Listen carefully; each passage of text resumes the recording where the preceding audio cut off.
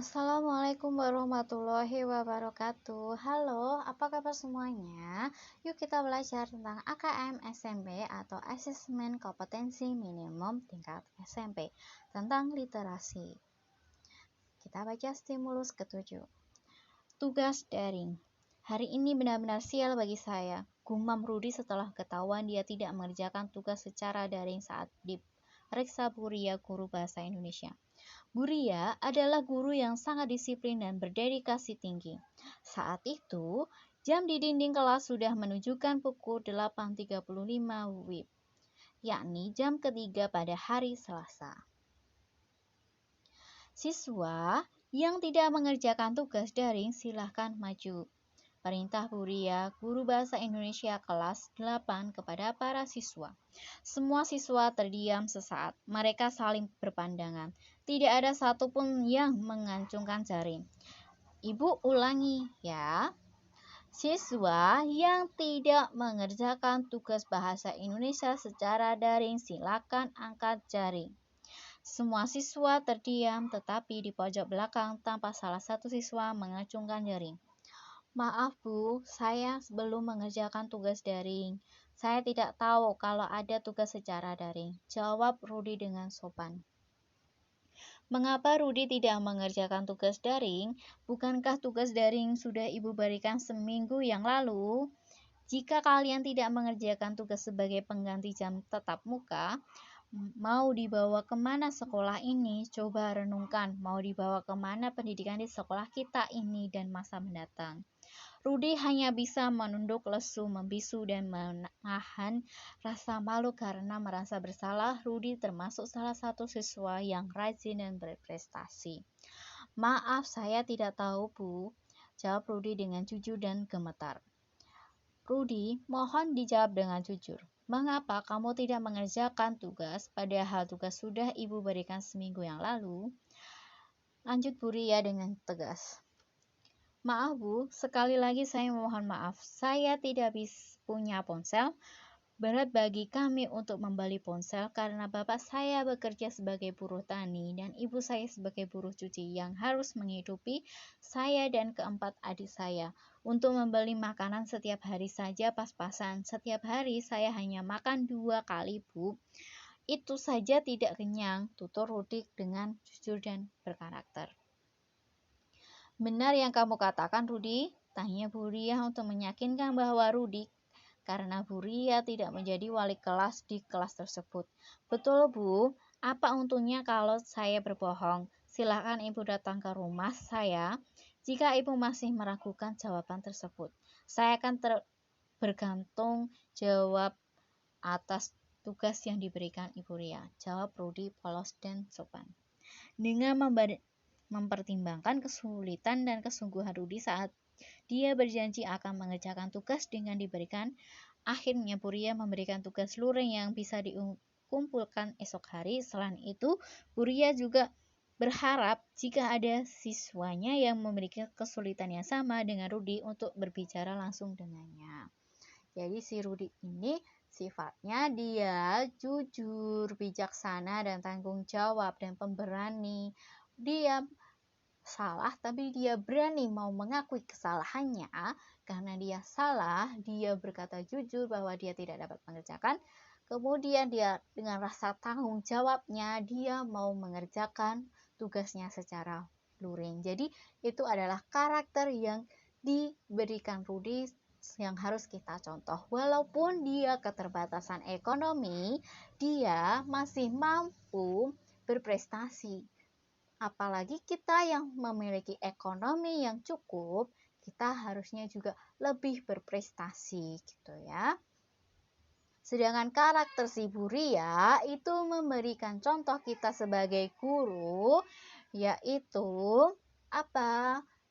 Sebagai guru kita harus tegas tapi juga bijaksana gitu ya. Jadi kita itu sebagai guru harus bijaksana. Seperti contoh ini, Rudi tidak dapat mengerjakan tugas karena tidak mempunyai ponsel dan Buria memberikan tugasnya secara luring. Kita lanjut soal ya. Berdasarkan stimulus 7, pilihlah satu jawaban yang benar. Kapan Rudi harus mengerjakan tugas tersebut untuk mencapai pembelajaran dan pendidikan yang berkualitas? Kapan? Kalau A, dengan penuh tanggung jawab, tugas diberikan Rudi jika ada teman yang baik hati dan meminjamkan pulsa. Ini ada kata jika ada teman. Berarti si Rudi ini tidak inisiatif. Ini kurang bagus ya. Kalau bisa kita berinisiatif meminjam teman atau bertanya kepada teman. Berarti yang A ini salah ya. Dengan senang hati, tugas dikerjakan Rudi jika ada waktu luang dan mendapat sontekan. Nah, ini bukan siswa yang berkarakter ya, berarti dia tidak jujur. Ini salah ya. Selanjutnya, dengan kesadaran, Rudi meminta tugas kepada Bu Ria dan langsung dikerjakan di hadapannya untuk mendapat pujian dan jaminan tidak dimarahi. Ini bukan siswa yang berkarakter ya. Dengan kesadaran tinggi dan penuh rasa tanggung jawab, Rudi segera meminta tugas kepada Bu Ria untuk dikerjakan secara mandiri.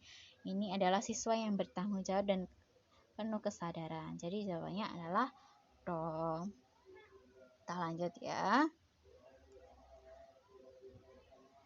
Pernyataan-pernyataan manakah yang menggambarkan stimulus 7? Tentukan pilihan jawaban dengan memberikan tanda centang pada kolom sesuai atau tidak sesuai. Tugas daring yang harus diberikan guru harus dikerjakan secara daring pula, tetapi juga dapat dikerjakan secara luring. Hal ini dilakukan mengingat sarana pendidikannya dimiliki dan keterjangkauan sinyal. Jika hal tersebut dilakukan dengan baik, kualitas pendidikan di sekolah Rudi masih terjaga kini maupun mendatang. Ini sesuai ya. Rudi adalah siswa, pernyataan yang kedua. Rudi adalah siswa cerdas dalam menyikapi keadaan dan keterbatasan yang ada pada dirinya. Kecerdasan bersikap dan tingkah laku yang dimiliki patut diteladani siswa lainnya, karena Rudi termasuk siswa yang syarat dengan prestasi tetapi lemah ekonomi. Semua itu tidak menjadi hambatan Rudi untuk meraih prestasi untuk bersekolah tersebut maupun dunia pendidikan pada umumnya. Jadi sikap Rudi ini perlu kita contoh, dia memiliki sikap pantang menyerah untuk meraih prestasi. Ini harus sesuai ya. Yang pernyataan ketiga, Bu Ria adalah guru berdisiplin dan berdedikasi tinggi, bekerja di sekolah pinggiran tetapi mempunyai mutu pendidikan yang baik. Oleh karena itu, jika memberikan tugas siswa selalu sulit. Nah, ini kata sulit. Ini tidak sesuai ya. Sebagai guru yang baik itu jangan sampai menyulitkan siswa. Ditakuti siswa. Jangan sampai kita hanya ditakuti, tapi kita harus menyatu dengan siswa, begitu ya. Jadi ini tidak sesuai. Bu Ria dengan lapang dada dapat menerima tugas dan kondisi Rudi seutuhnya, bahkan secara bijaksana memberikan solusi jika untuk memperbaikan nasib dan sukses Rudi mendatang. Hal ini sangat mendukung mutu pendidikan sekolah tersebut dan dunia pendidikan masa kini atau masa mendatang. Jadi Bu Ria tadi memberikan solusi kepada Rudi, yaitu mengerjakan tugas secara luring. Jadi Bu Ria itu bijaksana ya, itu sesuai. Itu kalau benar semua jawabannya 1. Gitu ya. Selanjutnya stimulus 8. Potret sekolah pinggiran. Pada umumnya, sekolah berkualitas adalah seorang yang memenuhi standar pelayanan minimal pendidikan. Namun, kenyataan di lapangan menunjukkan bahwa masih banyak sekolah yang standar pelayanan minimal pendidikan belum terpenuhi atau tercapai. Dalam praktiknya, masih banyak sekolah yang mengalami kekurangan sarana dan prasarana pendidikan. Jadi, syarat pendidikan yang baik adalah harus sarana dan prasarana ya. Masih banyak sekolah yang minim buku teks, keterbatasan laboratorium, perpustakaan, dan representatif, minimalnya guru mata pelajaran yang sesuai dengan latar belakang. Nah, minimnya sesuai latar belakang pendidikan itu tidak mendukung ya. Serta kurangnya dukungan lingkungan dan peran masyarakat. Unsur tersebut sangat dibutuhkan dalam mendukung tercapainya kualitas pendidikan yang jika salah satu unsur tidak terpenuhi, muncul masalah baru yang akan menimbulkan kendala di lapangan. Adanya kendala di lapangan tersebut sangat mempengaruhi terhadap pencapaian prestasi belajar siswa dan kualitas pendidikan. Tetap terdapat indikasi perbedaan kualitas pendidikan yang dicapai siswa miskin dan siswa non-miskin. Siswa yang non-miskin kesempatan memiliki kualitas pendidikan yang tinggi. Begitu sebaliknya, beban biaya pendidikan yang ditanggung orang tua turut membatasi akses warga miskin terhadap pendidikan. Oleh orang tua siswa yang masih menjadi sumber dana utama berpengaruh terhadap keputusan mereka dalam melanjutkan anak sekolah ataupun tidak. Jadi karena kita sebagai pendidik, kita jangan sampai menyulitkan siswa dalam ekonomi gitu ya. Bagaimana dengan kualitas pendidikan sekolah pinggiran? Tidak semua sekolah pinggiran mengalami kendala yang sama. Ada beberapa sekolah pinggiran yang berkualitas baik dengan memaksimalkan sarana dan prasarana yang tersedia. Akan tetapi, tidak sedikit sekolah pinggiran yang mengalami beberapa masalah pendidikan yang perlu segera ditangani secara serius. Antara lain, minat siswa untuk bersekolah, kualitas pendidik, sarana prasarana mendukung, kesadaran masyarakat sekitar. Jadi yang mempengaruhi itu apa sih? Satu, nih kualitas pendidik, minat siswa, dan sarana prasarana dan kesadaran masyarakat sekitar. Oleh karena itu perlu melibatkan partisipasi masyarakat untuk mengajak para siswa putus sekolah kembali ke bangku sekolah.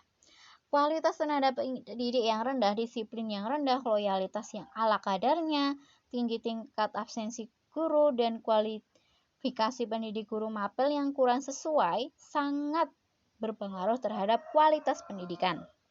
Sarana dan prasarana yang memadai sangat mendukung keberhasilan dan tercapainya mutu pendidikan. Selain hal tersebut, persepsi pemangku kebijakan di daerah-daerah terhadap pendidikan perlu diubah.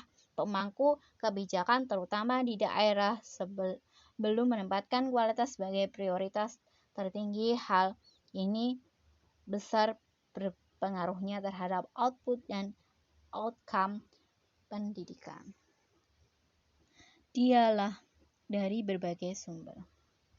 Nah, jadi kita itu kualitas pendidikan tadi dipengaruhi oleh bakat minat siswa. Terus apa lagi? Kualitas pendidik, sarana prasarana pendukung, dan kesadaran masyarakat. Ada 4 kata kunci itu ya. Nih, soal berdasarkan stimulus 8, identifikasilah aspek-aspek kunci yang sesuai dengan teks tersebut dengan memberikan tanda centang pada kolom sesuai atau tidak sesuai. Kita pilih sesuai yang kolom yang sesuai dengan teks stimulus 8 ya. Nah, kita baca pernyataan pertama. Pendidikan berkualitas sangat dipengaruhi oleh beberapa faktor pendukung antara lain bakat minat siswa, kualitas pendidik, sarana prasarana yang tersedia, kurikulum yang relevan, dan pengaruh sosial budaya setempat. Nah, ini dipengaruhi ya, betul ya, semuanya ada sesuai. Pernyataan yang kedua, bakat minat siswa sangat kecil pengaruhnya terhadap kualitas pendidikan. Sarana dan prasarana pendidikan lebih kuat pengaruhnya terhadap pendukung keberhasilan pendidikan. Oleh karena itu, dalam sebuah lembaga pendidikan, sarana prasarana lebih dipentingkan dibandingkan unsur siswa di nomor 2.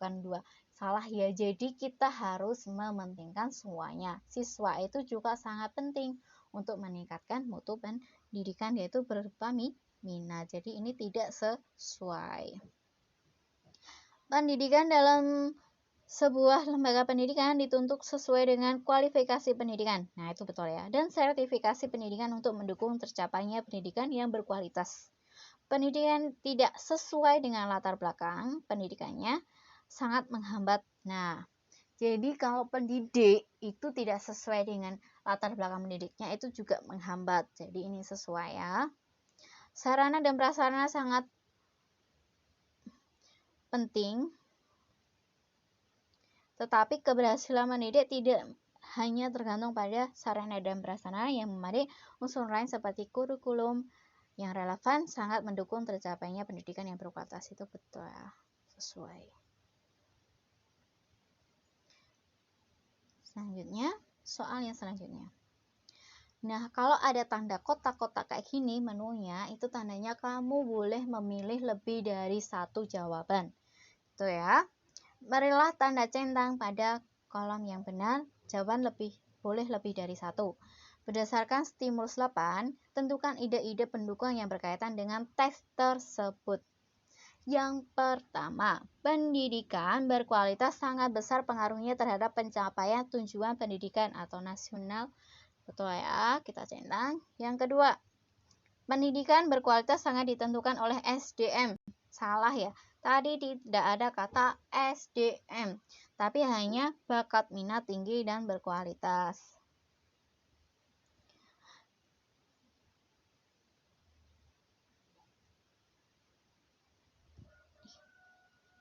Berarti ini tadi ada ya, bakat minat. Jadi siswa itu dipengaruhi oleh bakat minat, betul ya. Pendidikan yang berkualitas sangat menentukan kemana arah pendidikan akan dibawa untuk mencapai tujuan yang berkualitas. Betul ya. Kondisi sosial budaya masyarakat besar pengaruhnya. Tadi ada ya. Ini jadi betul. Selanjutnya, stimulus 9. Panduan orang tua dan guru mendampingi anak atau siswa belajar online. Yang pertama, usia minimal boleh mendaftar akun adalah 13 tahun.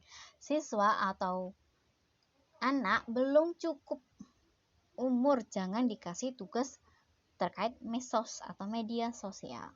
Pastikan tidak ada data pribadi seperti alamat rumah, nomor telepon, dan nama lengkap keluarganya di posting siswa atau anak. Jangan sampai kita menyebarkan informasi pribadi yang sangat penting. Batasi foto siswa atau anak di internet, karena itu dapat disalahgunakan oleh oknum-oknum yang tidak bertanggung jawab. Kalau boleh memposting, hanya posting foto formal untuk kegiatan pembelajaran berlangsung. Baik guru maupun orang tua harus saling berkomunikasi tentang tugas dan kegiatan siswa atau anak, terutama siswa yang harus online. Jadi di rumah, orang tua harus mendampingi anak, dan sebagai guru juga memberikan tugas anak secara daring. Orang yang tua dapat memasang aplikasi parental control di gawai anak untuk mengontrol anak dari hal-hal yang negatif gitu ya. Kita langsung ke soal. Ini kita memilih jawaban yang benar dan tidak benar berdasarkan stimulus 9 ya. Pernyataan yang pertama, siswa yang berusia di bawah 13 tahun sebaiknya tidak diberi tugas yang berhubungan dengan media sosial. Tadi di pernyataan yang ke-1 itu ada ya, berarti benar. Kita centang. Orang tua seharusnya memberikan kepercayaan penuh terhadap pemakaian gawai untuk mengerjakan tugas di sekolah. Jadi, orang tua itu jangan sepenuhnya, ini salahnya di sini, tapi kita tetap harus membatasi dan mengawasi. Jadi ini salah. Aplikasi kontrol parental di gawai seharusnya tidak diperlukan. Salah, seharusnya ini diperlukan agar terhindar dari hal-hal yang negatif. Jadi ini juga salah. Kemudian, awasi anak agar tidak ada data pribadi yang terposting oleh anak. Tadi ada ya, di pernyataan ketiga. Betul semua. Nah, kalau betul semua, poinnya adalah 1. Nah, kalau yang ini kita akan menjodoh-jodohkan kalimat-kalimat yang sesuai berdasarkan stimulus 7, 8, dan 9. Yuk, kita jodohkan yuk.